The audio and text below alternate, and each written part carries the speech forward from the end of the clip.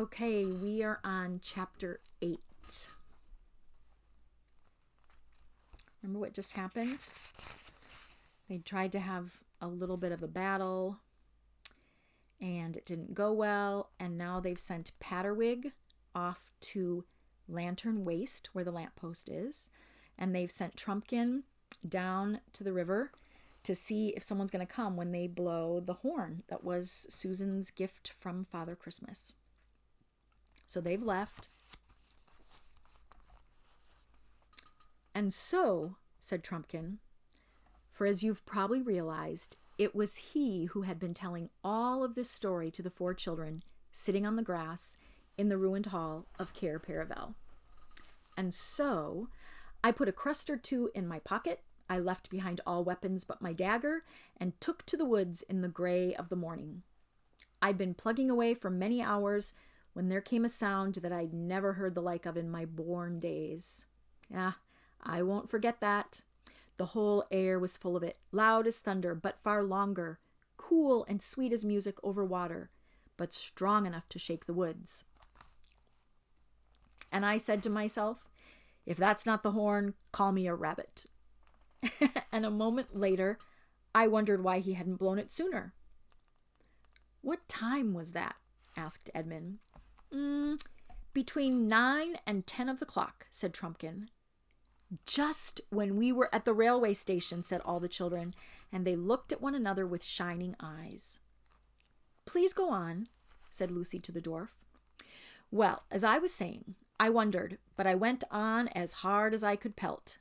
I kept on all night, and then when it was half light this morning, as if I'd no more sense than a giant, I risked a shortcut across open country to cut off a big loop of the river and was caught. Not by the army, but by a pompous old fool who has charge of a little castle which is Miraz's last stronghold toward the coast. I needn't tell you that they got no true tale out of me, but I was a dwarf, and that was enough. But lobsters and lollipops! It is a good thing the seneschal was a pompous fool. Anyone else would have run me through there and then, but nothing would do for him short of a grand execution, sending me down to the ghosts in the full ceremonial way. And then this young lady, he nodded at Susan, does her bit of archery, and it was pretty shooting, let me tell you. And here we are, and without my armor, for of course they took that. He knocked out and refilled his pipe. Great Scott, said Peter.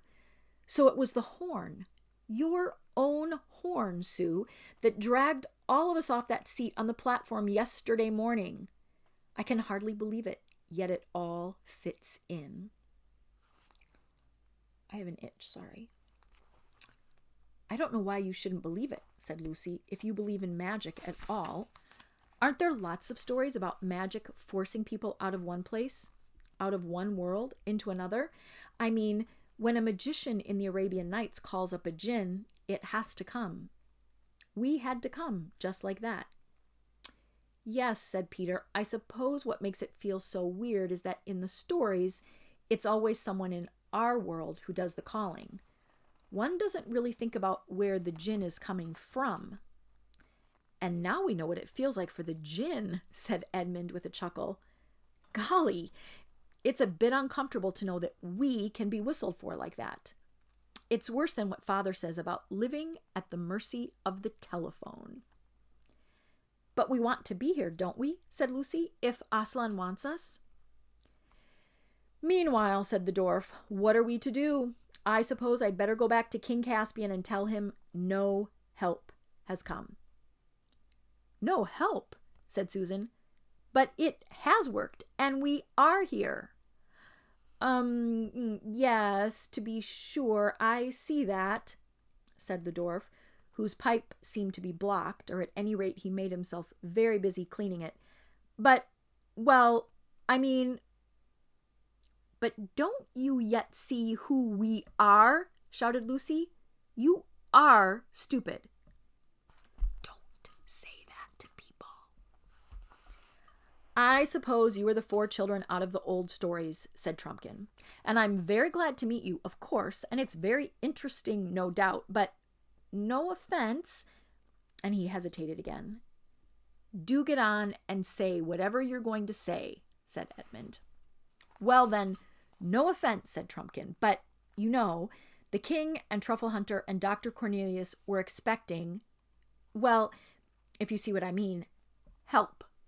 To put it in another way, I think they've been imagining you as great warriors. As it is, we're awfully fond of children and all that, but just at the moment, in the middle of a war, I'm sure you understand. You mean you think we're no good, said Edmund, getting red in the face. Now, don't be offended, interrupted the dwarf. I assure you, my dear little friends. Little from you is really a bit too much, said Edmund, jumping up. I suppose you don't believe we won the Battle of Veruna. Well, you can say what you like about me, because I know... There's no good losing our tempers, said Peter. Let's fit him out with fresh armor and fit ourselves out from the treasure chamber and have a talk after that. I don't quite see the point, began Edmund, but Lucy whispered in his ear. Hadn't we better do what Peter says? He is the High King, you know, and I think he has an idea. So Edmund agreed. And by the aid of his torch, they all, including Trumpkin, went down the stairs again into the dark coldness and dusty splendor of the treasure house. The dwarf's eyes glistened as he saw the wealth that lay on the shelves, though he had to stand on his tiptoes to do so. And he muttered to himself, oh, it would never do to let Knickerbrick see this. Never. They found easily enough a mail shirt for him, a sword, a helmet, a shield, a bow, and quiver full of arrows, all of dwarfish size. The helmet was of copper, set with rubies, and there was gold on the hilt of the sword. Trumpkin had never seen, much less carried, so much wealth in all his life. The children also put on mail shirts and helmets. A sword and shield were found for Edmund, and a bow for Lucy. Peter and Susan were, of course, already carrying their gifts. As they came back up the stairway, jingling in their mail, and already looking and feeling more like Narnians and less like school children, the two boys were behind, apparently making some plan. Lucy heard Edmund say, no, let me do it. It will be more of a sucks for him if I win, and less of a letdown for us all if I fail. All right, Ed, said Peter. When they came out into the daylight, Edmund turned to the dwarf very politely and said, I've got something to ask you. Kids like us don't often have the chance of meeting a great warrior like you. Would you have a little fencing match with me? It would be frightfully decent. But lad, said Trumpkin, these swords are sharp. I know, said Edmund, but I'll never get anywhere near you, and you'll be quite clever enough to disarm me without doing me any damage. It's a dangerous game, said Trumpkin, but since you make such a point of it, I'll try a pass or two. Both swords were out in a moment, and the three others jumped off the dais and stood watching. It was well worth it. It was not like the silly fighting you see with broadswords on the stage.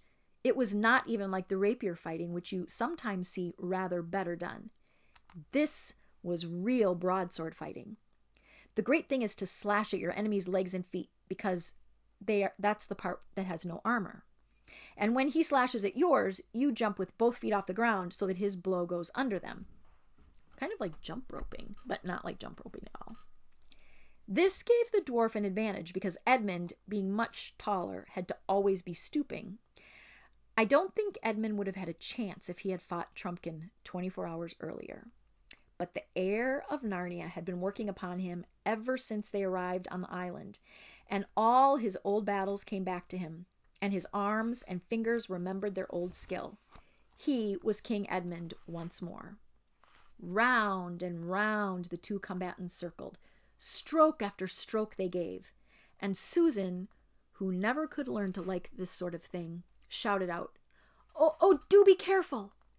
And then, so quickly that no one, unless they knew, as Peter did, could quite see how it happened, Edmund flashed his sword round with a peculiar twist, the dwarf's sword flung out of his grip, and Trumpkin was wringing his empty hand as you do after you get a sting from a cricket bat.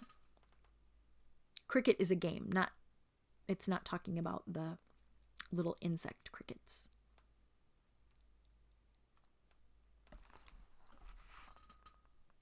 Not hurt, I hope, my dear little friend, said Edmund, panting a little and returning his own sword to its sheath. I see the point, said Trumpkin dryly. You know a trick I never learned.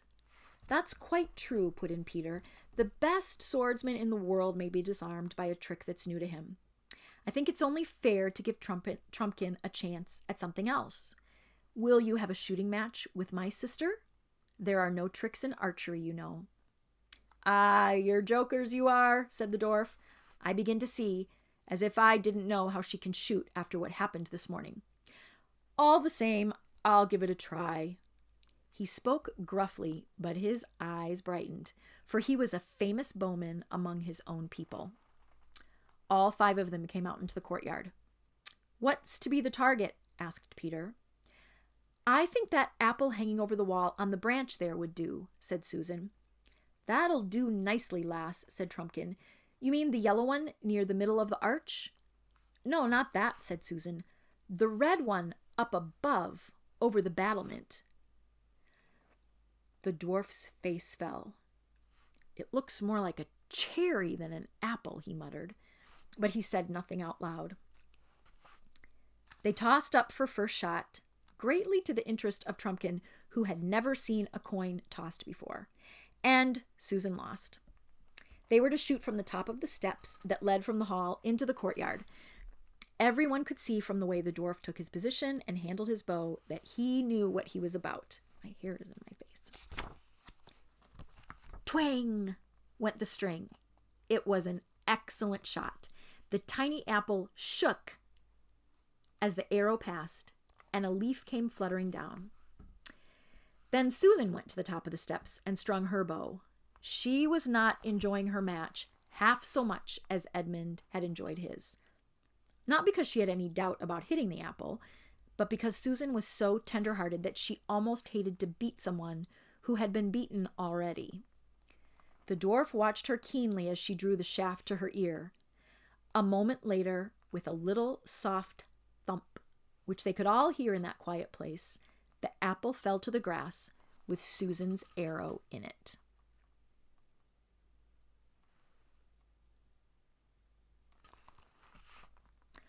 Oh, well done, Sue, shouted the other children. It wasn't really any better than yours, said Susan to the dwarf. I think there was a tiny breath of wind as you shot. No, there wasn't, said Trumpkin. Don't tell me. I know when I'm fairly beaten. I won't even say that the scar of my last wound catches me a bit when I get my arm well back. Oh, are you wounded? Asked Lucy. Do let me look. It's not a sight for little girls, began Trumpkin, but then he suddenly checked himself. There I go, talking like a fool again, he said. I suppose you're as likely to be a great surgeon as your brother was to be a great swordsman or your sister to be a great archer. He sat down on the steps and took off his hauberk and slipped down his little shirt, showing an arm, hairy and muscular in proportion as a sailor's, though not much bigger than a child's. There was a clumsy bandage on the shoulder, which Lucy proceeded to unroll. Underneath, the cut looked very nasty, and there was a good deal of swelling. Oh, poor Trumpkin, said Lucy. How horrid. And then she carefully dripped onto it one single drop of the cordial from her flask. Hello, hey, what have you done? Said Trumpkin. But however he turned his head and squinted and whisked his beard to and fro, he couldn't quite see over his own shoulder.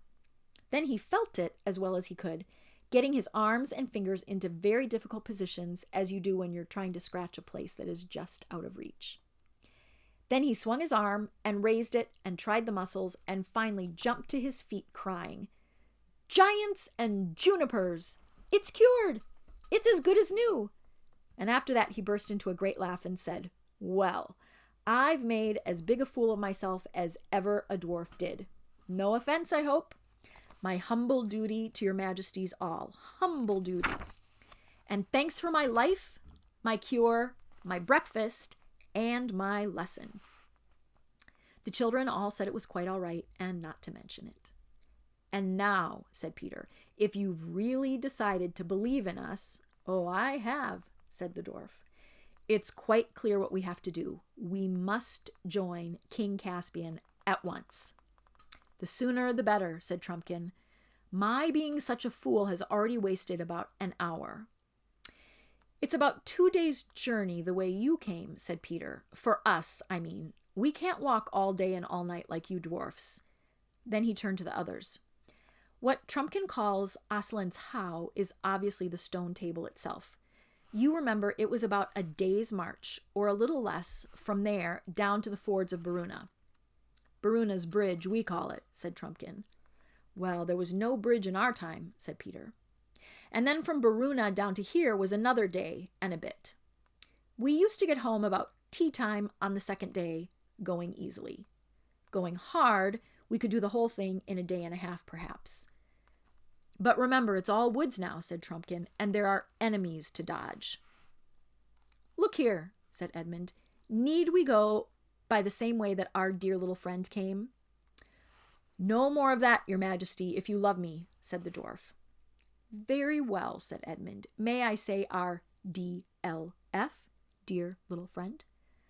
"Oh, Edmund," said Susan, "don't keep on at him like that." "That's all right, lass. I mean, your majesty," said Trumpkin with a chuckle. "A jibe won't raise a blister." And after that they often called him the DLF, till they'd almost forgotten what it meant. "As I was saying," continued Edmund, "we needn't go that way. Why shouldn't we row a little south till we came to Glasswater Creek, and then row up it? That brings us up behind the hill of the stone table, and we'll be safe while we're at sea. If we start at once, we can be at the head of Glasswater before dark, get a few hours' sleep, and be with Caspian pretty early tomorrow." "What a thing it is to know the coast," said Trumpkin. "None of us knows anything about Glasswater." "What about food?" asked Susan. "We'll have to do with apples," said Lucy. "Do let's get on. We've done nothing yet, and we've been here nearly 2 days. And anyway, no one's going to have my hat for a fish basket again," said Edmund. They used one of the raincoats as a kind of bag, and they put a good many apples in it.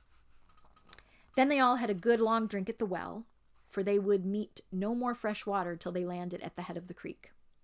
And they went down to the boat. The children were sorry to leave Cair Paravel, which, even in ruins, had begun to feel like home again. "The DLF had better steer," said Peter, "and Ed and I will take an oar each. Half a moment, though. We'd better take off our mail. We're going to be pretty warm before we're done. The girls had better be in the bows and shout directions to the DLF, because he doesn't know the way. You'd better get us a fair way out to sea till we've passed the island."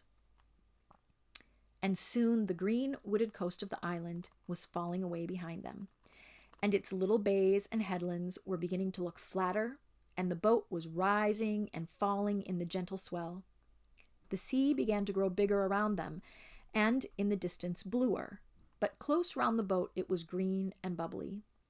Everything smelled salt, and there was no noise except the swishing of water and the clop, clop of water against the sides, and the splash of the oars and the jolting noise of the rowlocks.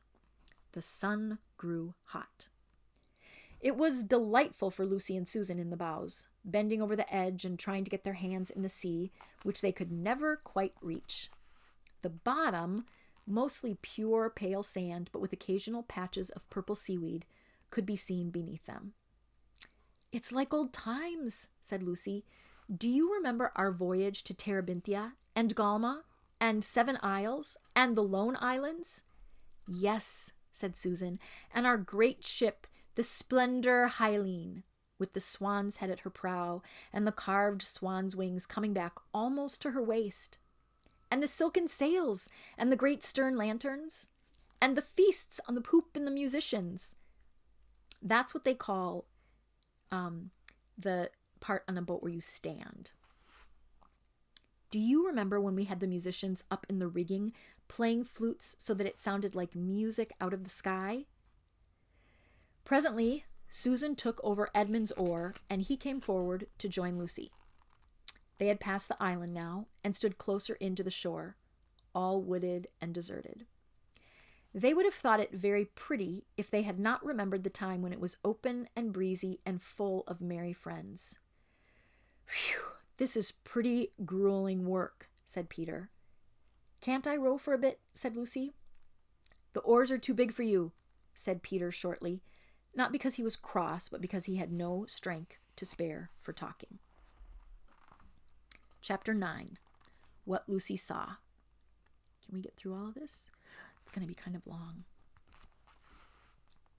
Susan and the two boys were bitterly tired with rowing before they rounded the last headland and began the final pull up Glasswater itself. And Lucy's head ached from the long hours of sun and the glare on the water. Even Trumpkin longed for the voyage to be over. The seat on which he sat to steer had been made for men, not dwarfs, and his feet did not reach the floorboards, and everyone knows how uncomfortable that is for even 10 minutes. And as they all grew more tired, their spirits fell. Up till now, the children had only been thinking of how to get to Caspian. Now they wondered what they would do when they found him, and how a handful of dwarfs and woodland creatures could defeat an army of grown-up humans. Twilight was coming on as they rowed slowly up the windings of Glasswater Creek, a twilight which deepened as the banks drew closer together and the overhanging trees began almost to meet overhead. It was very quiet in here as the sound of the sea died away behind them. They could even hear the trickle of the little streams that passed down from the forest into Glasswater. They went ashore at last, far too tired to attempt lighting a fire, and even a supper of apples, though most of them felt that they never wanted to see an apple again, seemed better than trying to shoot or catch anything. After a little silent munching, they all huddled down together in the moss and dead leaves between 4 large beech trees. Everyone except Lucy went to sleep at once. Lucy, being far less tired, found it hard to get comfortable. Also, she had forgotten till now that all dwarfs snore. She knew that one of the best ways of getting to sleep is to stop trying, so she opened her eyes. Through a gap in the bracken and branches, she could just see a patch of water in the creek and the sky above it. Then, with a thrill of memory, she saw again, after all those years, the bright Narnian stars. She had once known them better than the stars of our own world, because as a queen in Narnia, she had gone to bed much later than as a child in England. And there they were. At least 3 of the summer constellations could be seen from where she lay: the ship, the hammer, and the leopard. "Dear old leopard," she murmured happily to herself. But instead of getting drowsier, she was getting more awake, with an odd, nighttime dreamish kind of wakefulness. The creek was growing brighter. She knew now that the moon was on it, though she couldn't see the moon. And now she began to feel that the whole forest was coming awake like herself. Hardly knowing why she did it, she got up quickly and walked a little distance away from their bivouac. There she is.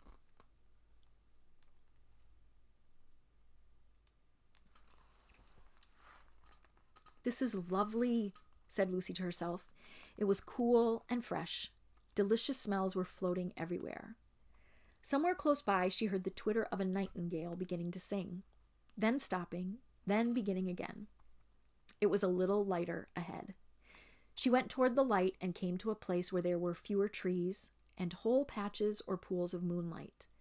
But the moonlight and the shadows, so mixed that you could hardly be sure where anything was or what it was. At that same moment, the nightingale, satisfied at last with his tuning up, burst into full song. It's dark outside while I'm reading now, and that's why there are shadows all over my face, just like the darkness that Lucy's in. Lucy's eyes began to grow accustomed to the light, and she saw the trees that were nearest her more distinctly. A great longing for the old days when the trees could talk in Narnia came over her. She knew exactly how each of these trees would talk if only she could wake them, and what sort of human form it would put on. She looked at a silver birch.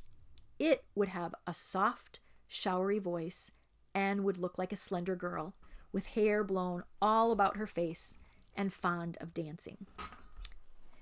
She looked at the oak. He would be a wizened but hearty old man with a frizzled beard and warts on his face and hands, and hair growing out of the warts. She looked at the beech under which she was standing. Ah, she would be the best of all. She would be a gracious goddess, smooth and stately, the lady of the wood. "Oh, trees, trees, trees," said Lucy, though she hadn't been intending to speak at all. "Oh, trees, wake, wake, don't you remember it? Don't you remember me? Dryads and hamadryads, come out, come to me." Though there was not a breath of wind, they all stirred about her. The rustling noise of the leaves was almost like words. The nightingale stopped singing as if to listen to it.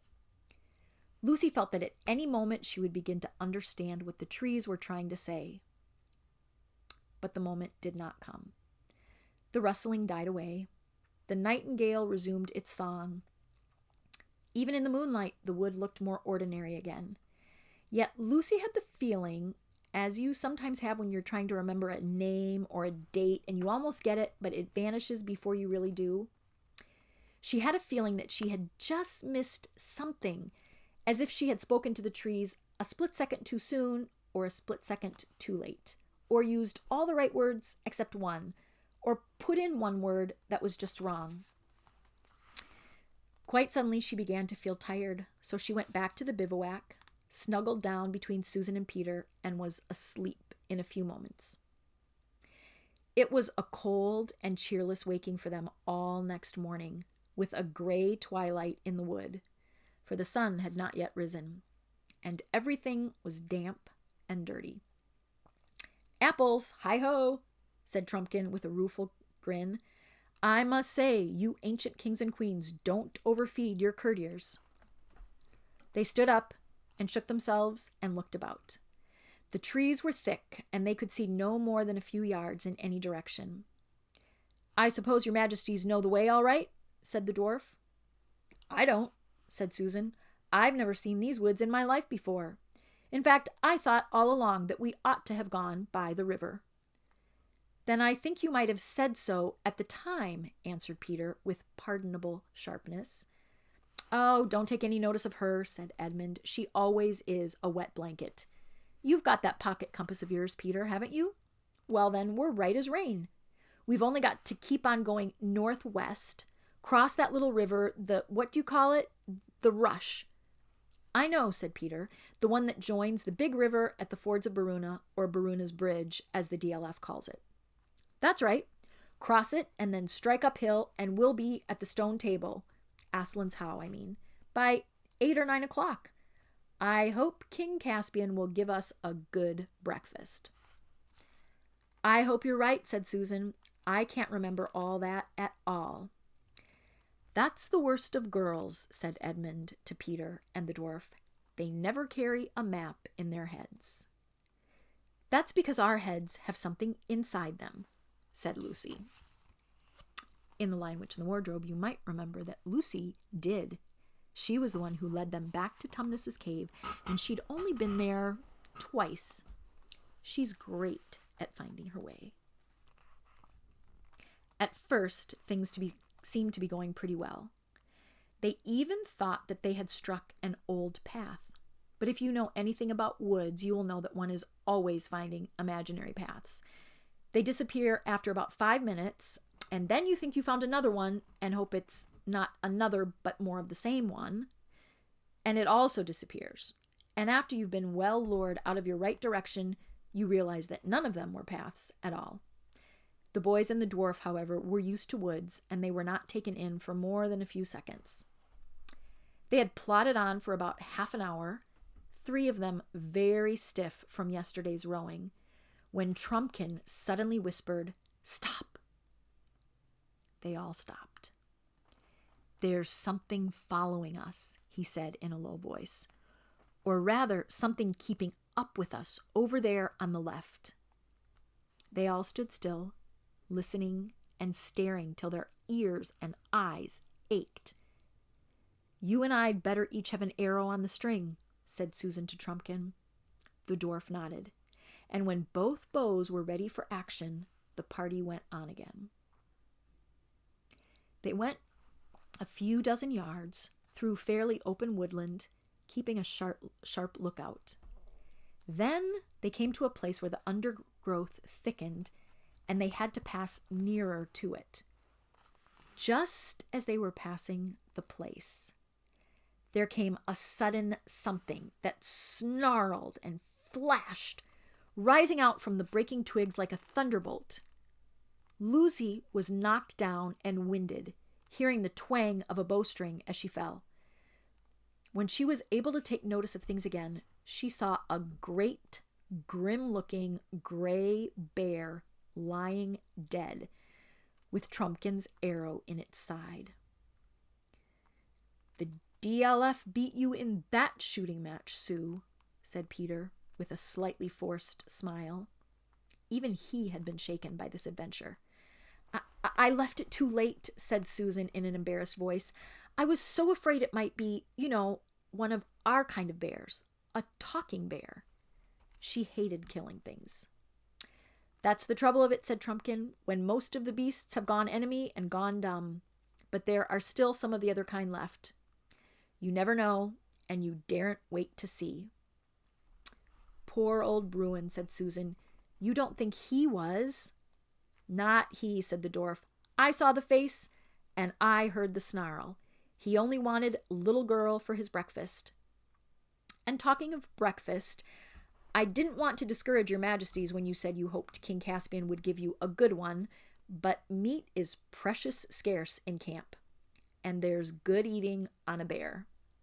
It would be a shame to leave the carcass without taking a bit, and it won't delay us more than half an hour. I dare say you two youngsters, kings, I should say, know how to skin a bear."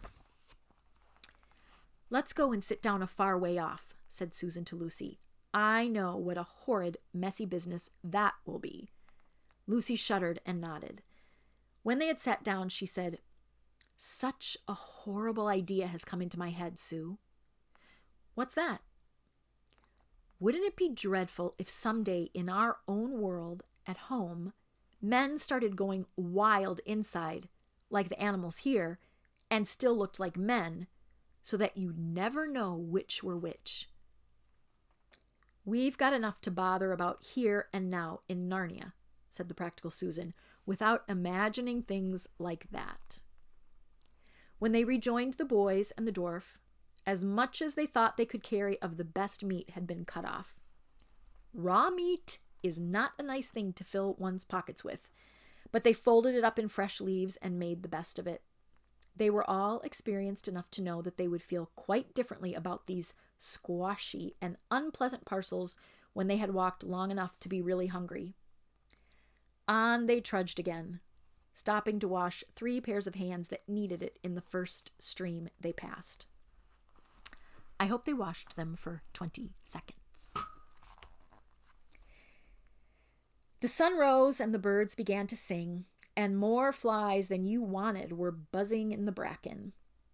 The stiffness from yesterday's rowing began to wear off. Everybody's spirits rose. The sun grew warmer, and they took their helmets off and carried them. "I suppose we are going right," said Edmund about an hour later. "I don't see how we can go wrong as long as we don't bear too much to the left," said Peter. "If we bear too much to the right, the worst that can happen is wasting a little time by striking the great river too soon and not cutting off the corner."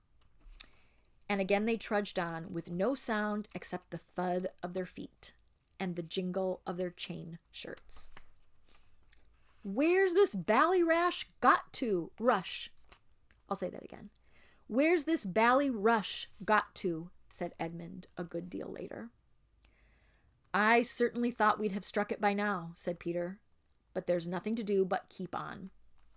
They both knew that the dwarf was looking anxiously at them, but he said nothing.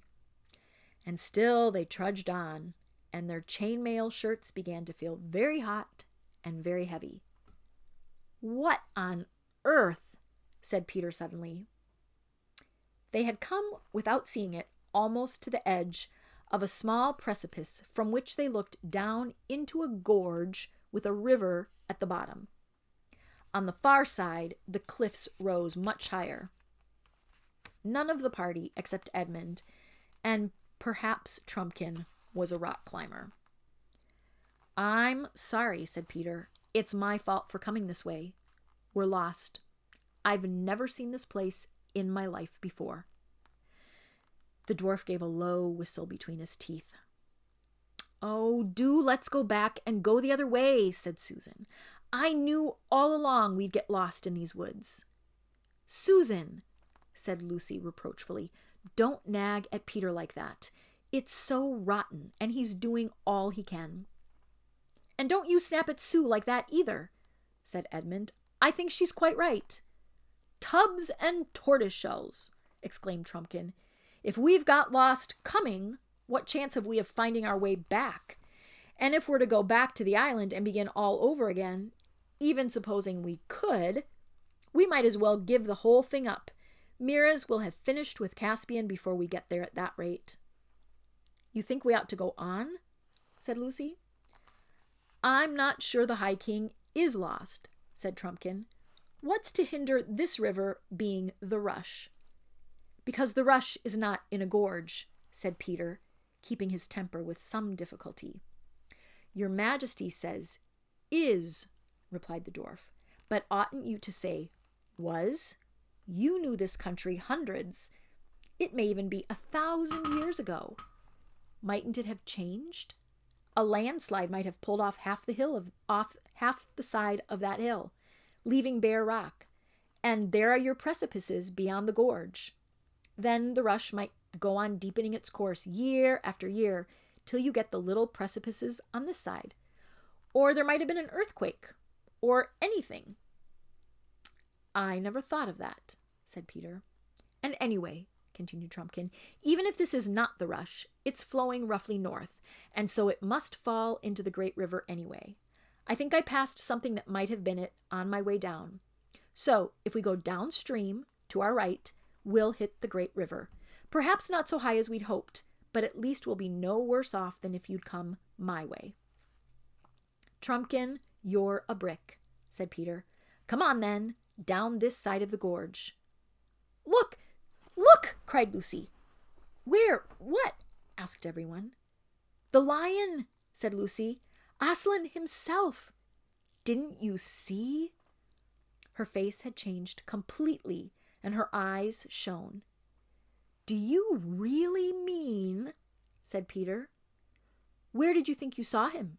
asked Susan. "Don't talk like a grown-up," said Lucy, stamping her foot. "I didn't think I saw him. I saw him." "Where, Lou?" asked Peter. "Right up there between those mountain ashes. No, this side of the gorge, and up, not down, just the opposite of the way you want to go.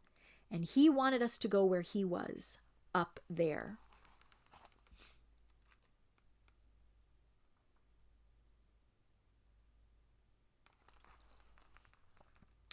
"How do you know that was what he wanted?"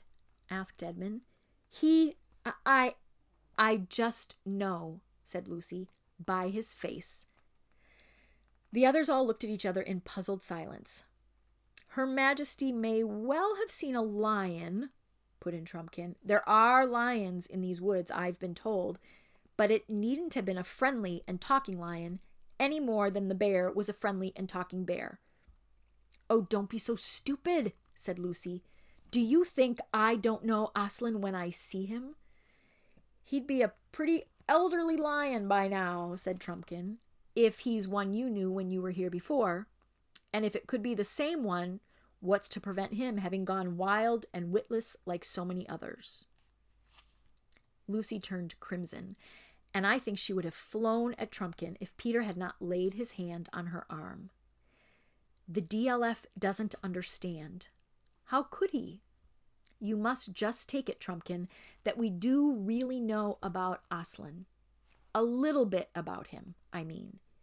and you mustn't talk about him like that again. It isn't lucky for one thing, and it's all nonsense for another.